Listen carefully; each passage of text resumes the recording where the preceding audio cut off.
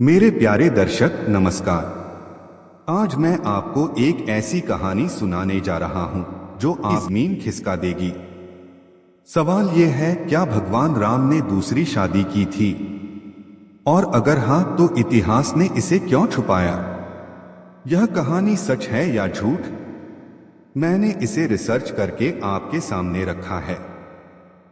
तो चलिए दोस्तों, बिना किसी देरी के हम शुरू करते हैं।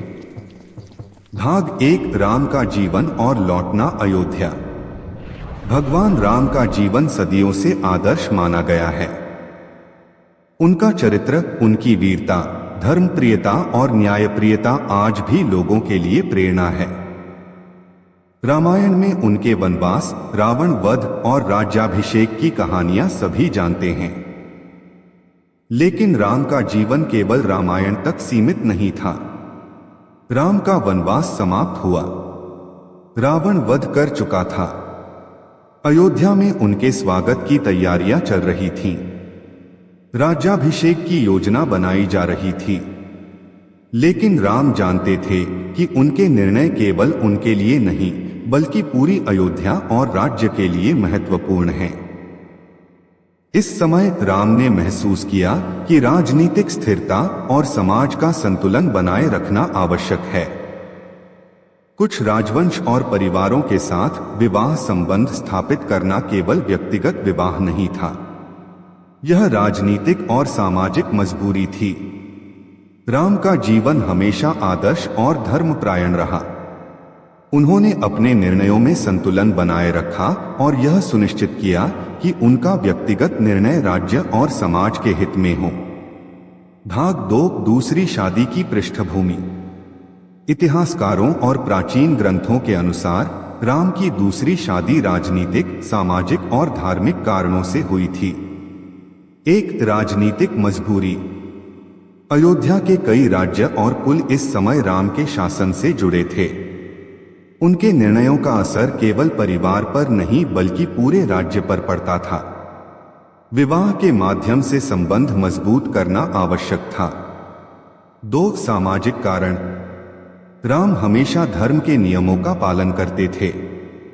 उनका निर्णय दर्शाता है कि राजा और धर्मपालक के लिए व्यक्तिगत इच्छाओं से ऊपर उठकर समाज और धर्म के हित में निर्णय लेना महत्वपूर्ण होता है।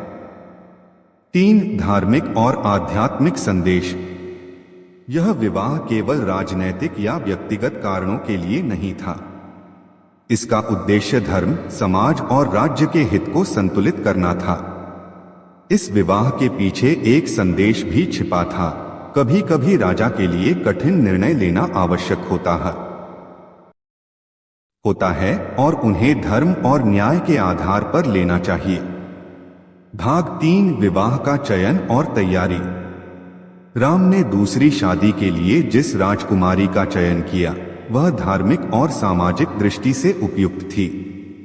विवाह की तैयारी पारंपरिक रीति रिवाजों के अनुसार हुई। राम ने हमेशा यह सुनिश्चित किया कि उनका निर्णय किसी की भावनाओं का उल्लंघन न करे। सीता ने इस निर्णय को समझ और धैर्य के साथ स्वीकार किया। उनका चरित्र सदैव आदर्श और त्यागपूर्ण रहा। जनता ने भी इसे एक धार्मिक और राजनीतिक निर्णय के रूप में देखा। राम ने अपने निर्णय में यह सुनिश्चित किया कि यह विवाह राज्य, समाज और धर्म के हित में हो। भाग 4, सीता और दूसरी पत्नी के दृष्टिकोण। सीता का चरित्र आदर्श और त्यागपूर्ण था। उन्होंने कभी भी राम के इस निर्णय को व्यक्तिगत रूप से नहीं लिया। राम ने दोनों महिलाओं के साथ समान सम्मान और आदर बनाए रखा। इससे हमें यह सीखने को मिलता है कि सच्चा आदर्श राजा और धर्मपालक अपने निर्णयों में सभी पक्षों का सम्मान करता है। राम ने हमेशा यह दिखाया कि राजा और धर्मपालक के निर्णय व्यक्तिगत भावनाओं पर आधारित नहीं होते बल्कि वे समाज, धर्म और न्याय के हित में होते हैं। भाग 5, अयोध्या और जनता पर प्रभाव। राम की दूसरी शादी ने अयोध्या में राजनीतिक और सामाजिक स्थिरता बनाई। विभिन्न कुलों और राजवंशों के बीच रिश्ते मजबूत हुए। जनता ने इसे एक सकारात्मक और धर्मपरायण निर्णय के रूप में स्वीकार किया। राम ने हमेशा यह सुनिश्चित किया कि उनका व्यक्तिगत निर्णय राज्य और समाज के हित में हो। इससे यह सिद्ध हुआ कि राजा और धर्मपालक के निर्णय समाज और धर्म के संतुलन पर आधारित होते हैं। भाग 6 राजनीतिक और सामाजिक दृष्टिकोण। राम का जीवन यह दिखाता है कि राजा के लिए निर्णय लेना केवल व्यक्तिगत सुख के लिए नहीं, बल्कि समाज और धर्म के लिए जिम्मेदारी है। राम की दूसरी शादी ने राजनीतिक स्थिरता बनाए रखी और विभिन्न राजवंशों के साथ संबंध मजबूत किए। इस विवाह ने यह भी दिखाया कि कठिन निर्णय लेना एक आदर्श राजा की पहचान है। राज्य के हित में निर्णय लेते समय राजा को न केवल राजनीतिक और सामाजिक बल्कि धार्मिक जिम्मेदारी भी निभानी होती है। भाग 7 आध्यात्मिक और नैतिक दृष्टिकोण। राम की दूसरी शादी का आध्यात्मिक महत्व भी है। यह विवाह धर्म और न्याय के अनुसार किया गया। राम ने दिखाया कि कठिन निर्णय भी धर्म और न्याय के आधार पर लिए जा सकते हैं। व्यक्तिगत खुशी तभी महत्वपूर्ण होती है जब वह समाज और धर्म के हित में संतुलित हो। राम का जीवन हमें यह संदेश देता है कि सच्चा आदर्श केवल बाहरी नियमों में नहीं, बल्कि कठिन निर्णयों में भी धर्म और न्याय का पालन करने में दिखाई देता है। भाग 8 इतिहास में छुपी सच्चाई।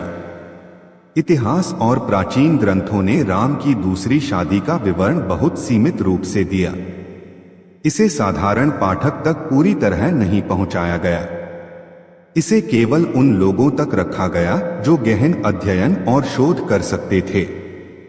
राम की दूसरी शादी यह दर्शाती है कि सच्चाई और न्याय हमेशा प्रकट होते हैं, चाहे समय कितना भी बदल जाए।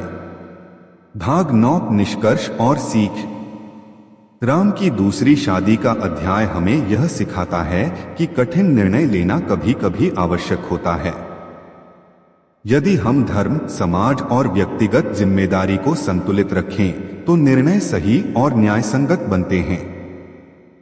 राम का जीवन यह संदेश देता है कि धर्म, न्याय और सामाजिक जिम्मेदारी को हमेशा सर्वोपरि रखना चाहिए। कठिन निर्णय भी तभी आदर्श और न्यायसंगत बनते हैं जब वे समाज और धर्म के हित में हों। राम की दूसरी शादी केवल व्यक्तिगत कारणों से नहीं, बल्कि राजनीतिक, सामाजिक और धार्मिक संतुलन के लिए की गई थी। सीता और दूसरी पत्नी दोनों के साथ सम्मान और समानता बनाए रखी गई। अयोध्या और जनता पर इसका सकारात्मक प्रभाव पड़ा। मुख्य बातें। राम की दूसरी शादी केवल व्यक्तिगत इच्छा के कारण नहीं थी। यह निर्णय राजनीतिक, सामाजिक और धार्मिक संतुलन के लिए लिया गया।